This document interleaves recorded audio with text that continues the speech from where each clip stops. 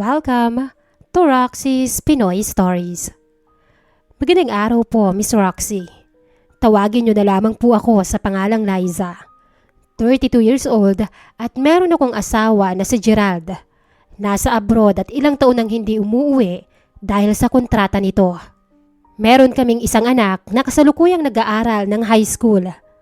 Para malibang ang sarili ay nakasanayan ko ng pumasyal sa kumari kong si Lourdes na ilang bahay lang ang layo mula sa amin. At sa halos araw-araw kong pagpunta ay naging malapit na rin ako kay kumpare. Hanggang sa hindi inaasahang pagkakataon ay pareho kaming nahulog sa isa't isa. Matapos magprepara ay nagpaalam na ang anak ko at pagkaalis naman nito ay siya namang tawag ng asawa ko. Hello, Han. Bungad ko nang sagutin ko ang tawag. Kamusta dyan? Pumasok na ba si Alan? Tanong niya pabalik. Maayos naman ikaw. Kakapasok lang ng anak mo. Nakangiti kong sagot. Eto okay naman, medyo pagod lang sa trabaho. Napangiti ako. Kahit sandali lang ang usapan namin, masaya na akong marinig ang boses niya. Kamusta yung pag-uwi mo, tuloy ba? Tanong ko sa kanya. Naku hindi ako sigurado. Hindi pa sinasabi kung ma-adjust yung kontrata namin Hayaan mo kapag uuwi naman ako dyan, ilang buwan naman ang bakasyon ko kaya konting tiis na lang. Paliwanag nito dahilan para mapabuntong hininga ko. Naiintindihan ko. Tanging naisagot ko na lang. O siya, mag-iingat ka dyan ha. Ilang saglit lang ay nagpaalam na rin ito dahil may trabaho na raw. Sunod namang nag-text ay ang kumari kong si Lourdes. Mare, tara sumba na tayo. Basa ko sa message nito. Napangiti ako at agad siyang nareplyan. Sige Mare, dadaan ako maya-maya. Naligo muna ako at nagbihis ng komportabling damit. Hindi rin nagtagal ay lumabas na ako ng bahay. Pagdating ko ron ay bukas ang gate kaya dumiretso na ako sa loob. Mare, tawag ko. Nandito ako sa likod. Sigaw naman niya. Pagpunta ko sa likuran ng bahay ay nakita ko siyang nag-aayos ng mga gamit habang naghihintay sa iba pa naming kasamahan sa Zumba. Akala ko hindi ka na naman makakasama Sabi niya, may oras naman ako para dito. Wala naman akong ginagawa sa bahay. Sagot ko. Habang nag-uusap kami ay lumabas mula sa kusina ang asawa niyang si Romel. May dala itong 3 baso ng malamig na juice. Oh, magpalamig muna kayo bago kayo sumayaw. Nakangiti nitong sabi. Salamat kumpare. Sabi ko sabay kuha ng baso sa kanya. Walang anuman. Makalipas ng ilang minuto ay dumating na rin ang iba naming kasamahan. Inilatag namin ang speaker sa may bakuran at nagsimula ng mag-zumba. Pagkatapos ng halos 1 oras na pagsasayaw, isa-isa na rin nag-uwian ang mga kasama namin. Naiwan muna ako sandali dahil hinihintay ko pang humupa ang pagod ko. Mare, magluluto muna ako ng tanghalian. Dito ka muna. Tsaka sumabay ka na din sa amin. Sabi ni Lourdes bago pumasok sa kusina. Sige lang. Nakakahiya naman kung makikikain pa ako. Sa bahay na lang ako kakain. Tanggi ko pero inilingan lang ako nito bilang sagot. Naiwan kaming dalawa ni Romel sa bakuran. Siya nga naman, Mare. Napakatahimik ang bahay niyo lalo at mag-isa mo lang. Kung gusto mo, pwede ka palagi rito para hindi ka maboard dun. Sabi niya. Oo nga High school na kasi ang inaanak mo kaya mas gusto niya ng kasama ang mga kaibigan niya kaysa sa akin. Natatawa kong sagot. At si kumpare? Kailan ba ulit ang uwi niya? Tanong pa niya. Nako hindi pa sigurado kung makakauwi siya ngayon. Nadagdagan pa yata ang kontrata. Bigla kong naalala ang usapan namin. Nakakaawa ka rin ha? Dahil ang mahirap ang malayo sa asawa. Naiiling niyang sabi. Sanay na rin naman na ako kahit papano. Wala naman akong magagawa para din naman sa amin yung pagtatrabaho niya. Nakangiti kong sagot. Si Lourdes nga, kahit ilang oras lang akong mawala, nagreklamo na agad at gusto akong makita. Napangiti ako. Iba naman kasi yun, magkasama pa rin kayo araw-araw. Kaya nga swerte ko rin sa totoo lang. Dahil malapit ang trabaho ko rito. Bago pa ako makasagot ay sumilip si Lourdes mula sa pintuan. Hoy, kayong dalawa. Ang seryoso nyo yata dyan. Halina, tulungan nyo naman ako rito. Sabi ko na nga ba't may iuutos ka na naman eh. Pabirong sabi ni Romel. Natawa kaming tatlo at sabay na pumasok sa loob ng bahay. Kinabukasan, matapos kong maglinis ng bahay at maihatid ang anak ko sa school, naisipan ko namang dumaan kina Lourdes. Nakasanayan ko na rin ang pumunta ron kapag wala akong ibang ginagawa. Pagdating ko ay nakabukas ang gate. Kumatok muna ako bago sumilip sa loob. Mare, tawag ko. Walang sumagot kaya tatawag sana ulit ako nang biglang lumabas si Romel. Si Lourdes, nandyan ba? Tanong ko sa kanya. Naku namalengke mare. Sagot niya. Ganun ba? Sige, babalik na lang siguro ako. Sabi ko at akmang tatalikod na sana nang pigilan niya ako. Pumasok ka muna. Darating din yun maya-maya. Pigil niya sa akin. Nag-alinlangan naman ako. Nakakahiya naman. Tayong dalawa lang kasi ang magkasama. Ano namang nakakahiya doon? Kumari naman kita at kumpari mo ko. Walang mali doon. Maupo ka muna habang hinihintay mo siya. Saglit ako nag-isip bago tuluyang pumasok. Nagtitimpla ako ng kape, gusto mo rin? Alok niya. Sige, salamat. Habang hinihintay niyang kumulo ang tubig, naupo ako sa sala at pinagmasdan ang mga litrato nilang mag-asawa na nakasabit sa dingding. Ilang sandali pa ay inabot niya sa akin ng isang tasa ng kape at saka naupo sa katapat kong upuan. Kagaya rin pala ng bahay ko to kapag wala si Lourdes eh. Wala ang talakera mong asawa. Sabi ko at bahagyang natawa. Oo nga, kaya nga buti dubaan ka. May kasama ako. Natatawa naman niyang sagot. Napangiti na lang ako at hindi na sinagot pa. Ilang minuto pa kami nagkukwentuhan nang marinig namin ang tunog ng gate. Mukhang dumating na si Lourdes. Sabi ni Romel habang tumatayo para puntahan ito. Maya-maya lang ay pumasok na siya na may bitbik na 2 eco bag. Mare, nandito ka na pala. Akala ko mamaya ka pa darating. Nakangiti niyang sabi. Kadarating ko lang din.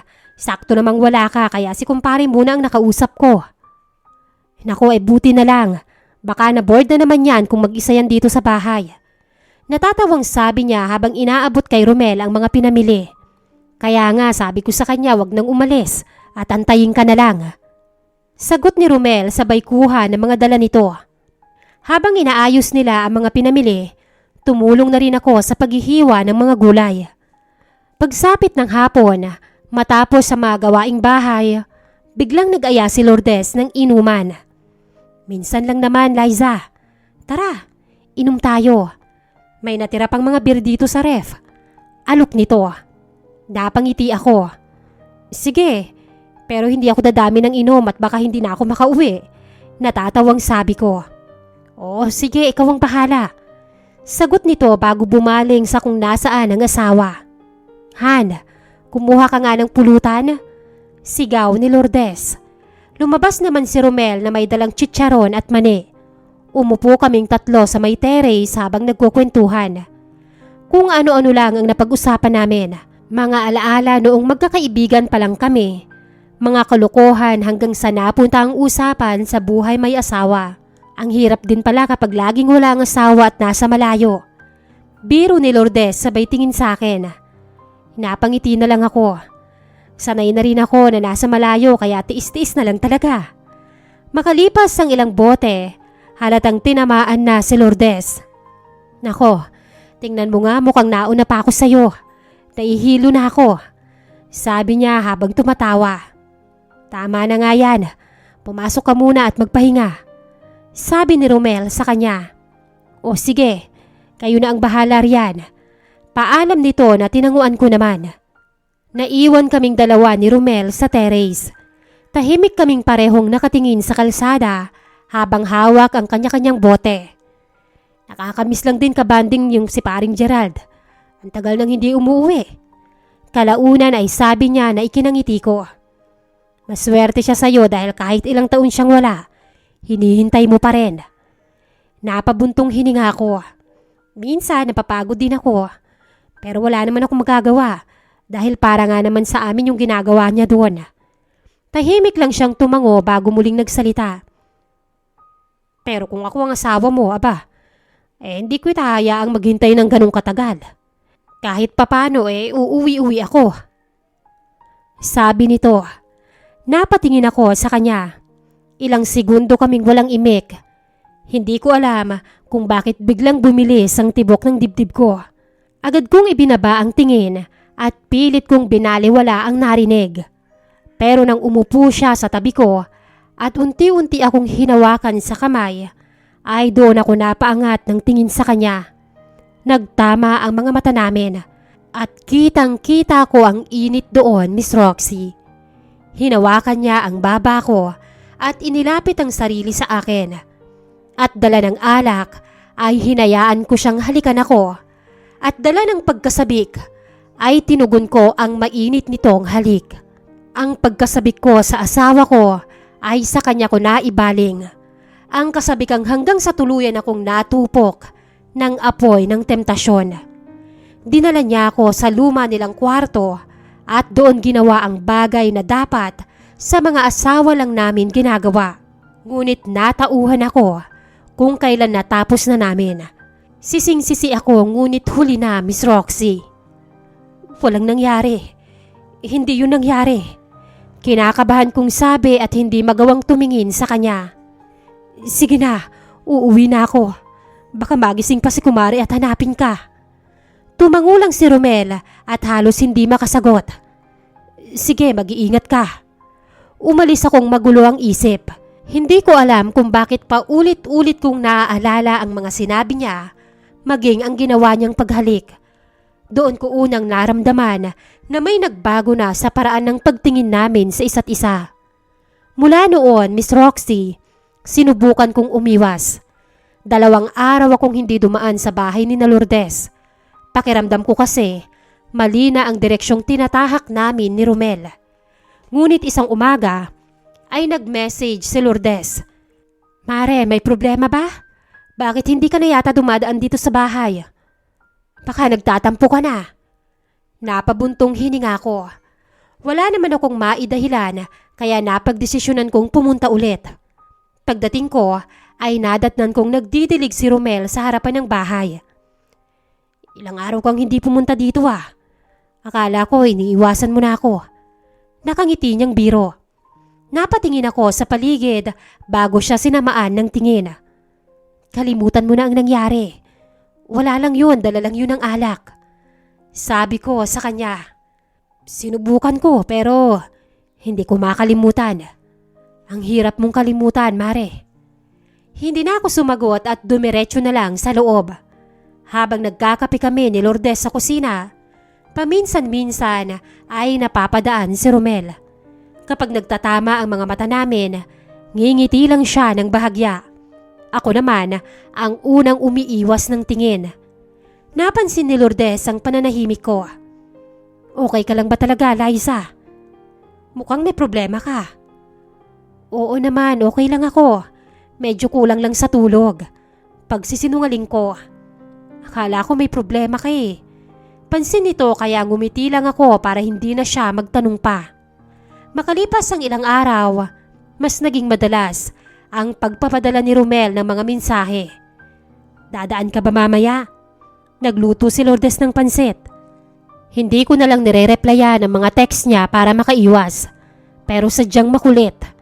Minsan pa nga, kapag nasa bahay ako ni Lourdes at may sasabihin siya sa akin, hindi niya yun sinasabi ng malakas. Lalapit siya sa tenga ko at doon bubulong. Liza, mahina niyang tawag habang nagkakasalubong kami sa may kusina. Ano? Bagay sa'yo yung kulay ng damit mo. Napailing na lang ako. Ang kulit mo talaga. Baka makita tayo ni Kumare. Magtanong pa kung ano yung pinagsasasabi mo. Napangiti lang siya na parang tuwang-tuwa sa reaksyon ko. Isang hapon, habang abala si Lourdes sa paglalaba sa likod ng bahay, ako naman ay naghihiwa ng gulay sa kusina nang lumapit si Romel para uminom ng tubig. Huwag mo naman akong iwasan. Baka magtaka si Lourdes kung bakit ka ilag sa akin. Dapat lang naiwasan kita, no? Dahil bukod sa gusto kong kalimutan ang nangyari sa atin, ayoko nang maulit pa yon. Mariing sabi ko. Bakit mo ko iniiwasan kung wala lang sa'yo yung nangyari? Tanong niya na hindi ko agad nasagot. Sa halip ay ipinagpatuloy ko na lang ang paghihiwa. Napangiti siya bago bumalik sa sala. Mula noon, napansin kong mas madalas na niya akong inaasar.